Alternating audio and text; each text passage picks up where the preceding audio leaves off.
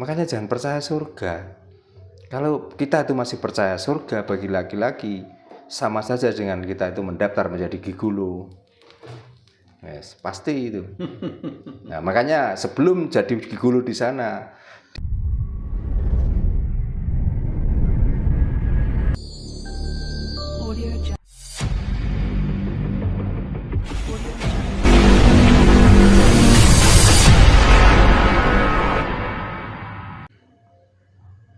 kita tidak harus takut, harus begini, begitu. Kalau memang ada persyaratan, memang bagaimana caranya kita tuh mendapatkan, ya pakai syarat tertentu lah. Yang tidak berat kita lakukan, tapi kalau yang berat kita mampunya seperti ini, ya sudah. Tapi kalau sudah datang ke orang-orang yang pintar cerita, pintar dongeng, kalau nggak ngasih apa, kamu medit kok kepengen doamu dikabulkan, kan gitu. Coba. Ya lihat saja toh, di mana saja yang sudah masuk konten, yang mempunyai jamaah ratusan bahkan ribuan. Apakah dia itu murni mendatangkan orang yang diceritani ku mau dengan ikhlas? Kan enggak toh. Setiap jalan kan ada kotak untuk diisi uang toh. Iya. Dan nanti siapa yang memiliki uang itu? Apakah juga dijaga kesejahteraan orang yang datang ke situ itu? Ya enggak, Bapak. Dikasih minum, dikasih makan, apa kira-kira begitu? Kan enggak. Makan bawa sendiri, bahkan kalau bisa tuh bawa makanan yang lebih, yang enak, kasihkan yang dongeng itu tadi. Terus kamu makan ala kadarnya, ala karena apa? Ngalah berkah. Kan begitu.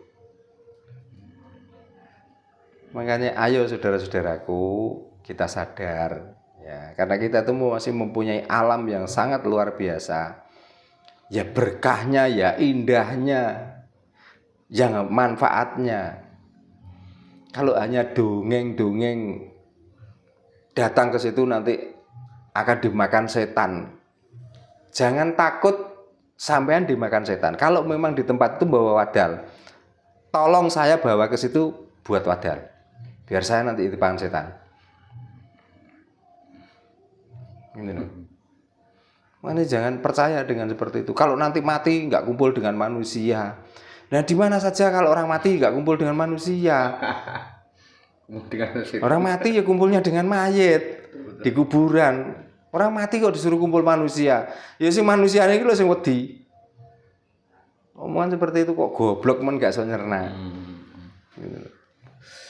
Apakah dengan sekarang bermunculan kasus-kasus seperti Kiai Padi itu, Pak, mungkin beliau-beliau itu sudah tidak percaya lagi dengan ajaran-ajaran yang mereka anut atau gimana, Pak? Ya mudah-mudahan orang itu banyak yang sadar. Karena pendidikan tidak di pondok pesantren, tidak di tempat-tempat pengajian saja. Kalau kita tuh mengandalkan ajaran seperti itu, nyatane dadi apa anaknya? Betul. Itu loh. Paling rata-rata jadi tukang dongeng nanti. Tidak mempunyai skill apa-apa. Kedua kalinya kalau sudah terjadi seperti itu, bukankah merusak masa depan anak-anak kita sendiri? Gitu loh. Bukan yang dicabuli saja, bahkan teman-temannya yang melihat tentang penyabulan itu, nanti kan setelah dewasanya kiai saja berani seperti itu. Berarti ini benar, berarti saya ya ngikuti nggak apa-apa, kiai saya juga iya. Kan begitu akhirnya. Nah ini kan sama saja dengan mempelajari anak cucu kita itu supaya semuanya nanti berbuat mesum akhirnya. Makanya jangan percaya surga. Kalau kita itu masih percaya surga bagi laki-laki, sama saja dengan kita itu mendaftar menjadi gigolo. Yes, pasti itu. Nah makanya sebelum jadi gigolo di sana, disinilah latihan. Latihan gigolo. Nah, latihan terus jadi gigolo. Gitu. Makanya hati-hati. Ya mungkin cara mengartikan kasih sayang itu loh yang salah. Kasih sayang mestinya dalam arti itu bagaimana kita itu bisa membantu orang lain yang sedang butuh. Kita bisa menolong orang yang kesusahan. Tidak kasih sayang itu dianggap mengasihi itu memberi uang, menyayangi itu ngeloni. Nah ini mungkin Salah kaprah. penafsiran salah kaprah. Kalau ditanya, loh kamu kok melakukan itu? Loh ini sifat Tuhan kok, sifatnya kasih sayang. Apa mungkin seperti itu ya pemikirannya? Ya mungkin saja. Terus yang kedua kalinya, kalau memang ajaran itu benar, bahkan orang yang melakukan pencabulan itu kan sering menyatakan bahwa nanti di surga itu juga ada bidadari yang sampai 70. Pokoknya 70 ke atas lah. Ya, kalau memang ajaran itu benar dan dia yakin, kenapa dia kok melakukan itu di dunia? Setelah konangan mirang awak ngisi di sini, ya kan meninggal mati tinggal berapa tahun lagi toh? Kan sebentar lagi sudah mati. Kalau ajarannya itu memang sudah diyakini dan itu dianggap benar, kan setelah mati dia sudah ketemu bidadari yang banyak itu. Iya. Kenapa kok didisiin nondonya? Kok teman-teman lah selak kebelet. Kalau kebelet pun kan di Nusantara ini juga masih banyak tempat-tempat prostitusi. Mbok nek gak kuat tuku. Kan paling elek emek kiai senengane sebono. Makanya di sini gandul. Sebono gandul kan enggak merusak organisasi. Tapi kalau sudah mencabuli murid, coba. Nah, apa seperti ini kita tuh harus diam? Apakah kalau seperti ini kita harus gak usah ikut-ikut ngomong, nanti kualat? Apakah seperti itu? Nah, terus kita itu gunanya apa hidup di sini itu? Kalau setelah melihat seperti itu terus diam.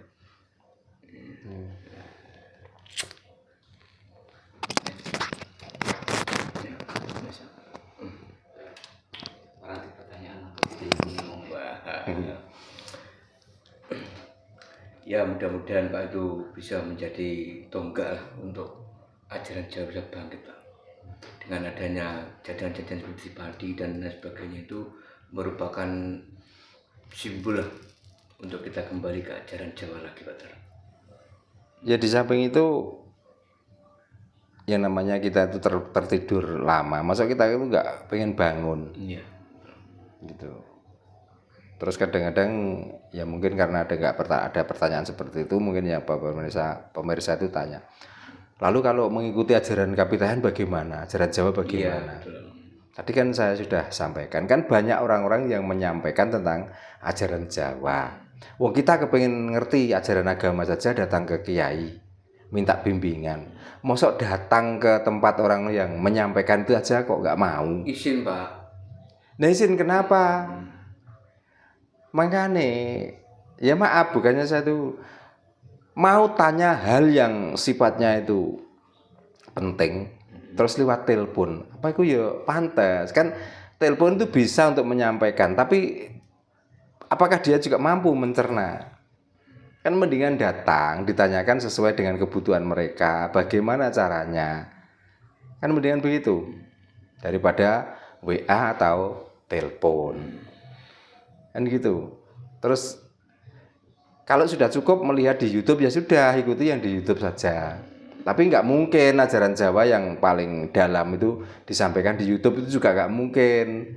Karena di situ juga ada sifatnya pribadi, namanya ngawerui. Itu. Jadi ajaran Jawa itu bukan ajaran ilustrasi atau ajaran angen-angen, tapi ajaran Jawa itu ajaran kasunyatan. Jadi apa yang diajarkan itu dilihat bukti nyatanya.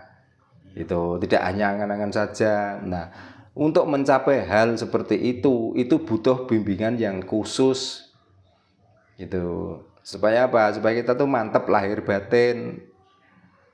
Bukan hanya lahir kita saja yang percaya tapi batin kita menolak. Gitu loh. Ya mungkin mereka gini Pak, kalau belajar ke orang yang punya kaul Jawa, kan mereka gengsi Pak, dikira oh datangi dukun kan gitu. Nah kalau gengsi ya makanya tadi, kalau gengsi ya sudah nikmati aja ajaran yang selama ini sudah dianggap benar. Tapi masih nganggap loh ya, belum benar loh. Karena itu bukan kebenaran, tapi itu sebenarnya pembenaran. Itu Kenapa kita itu hidup di dunia kita harus dibayang-bayangi dengan ketakutan?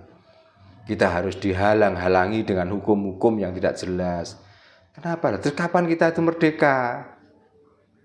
Kapan kita itu bebas hidup ini? Bebas dalam arti memerdekakan perasaan kita. Bukan perasaan kita tertekan, perasaan kita terancam. Urip-uripe dhewe kok terancam. Nah, yang ngancam di luar hidup kita. Ngono lho.